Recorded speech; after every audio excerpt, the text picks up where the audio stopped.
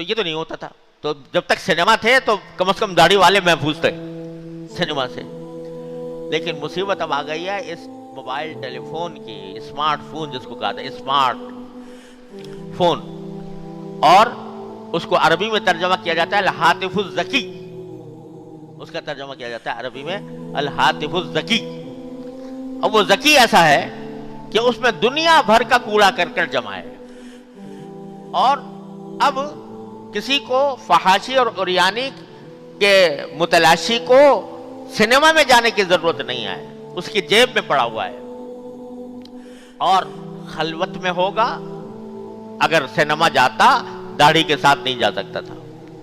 لیکن اگر یہ ٹیلی فون موجود ہے اور اس میں دنیا بھر کی خرافات اس کے اندر موجود ہے, تو وہ تنہائی میں بیٹھے اپنے کمرے کے اندر, اس کو کسی کی شرم نہیں, اس کو کسی کا حیا نہیں, جب تک اللہ جل جلالہ کا خوف اس کے دل میں نہ ہو, اللہ تعالیٰ کے سامنے پیشی کا احساس اس کے دل میں نہ ہو, اس وقت تک یہ مبتلا ہو جاتا ہے اس میں.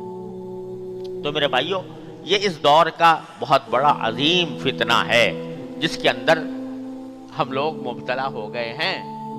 اور ایسا کوئی اللہ کا بندہ ہوگا جو اس قسم کا فون رکھے اور گناہ سے محفوظ رہے. کہیں نہ کہیں اس کی نگاہ جو ہے وہ ایسی جگہ پڑ جائے گی جو اس کے لیے جہنم کا ایندھن بننے کے لیے کافی ہوگی. اللہ بچائے.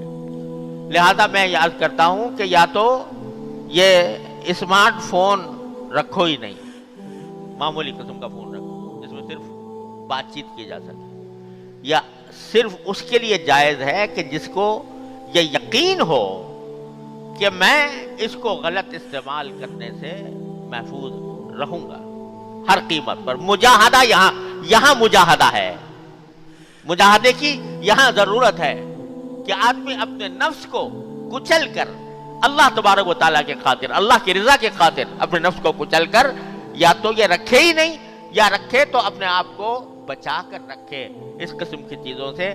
ایسی بھی سنا ہے چیزیں آ گئی ہیں جس کے ذریعے اس قسم کی چیزوں کو نکالا جا سکتا ہے. اگر ایسا ہو سکتا ہو تو بے شک رکھے, لیکن ہر صورت میں مجاہدہ چاہیے کہ اگر میں یہ دیکھوں گا تو میرا انجام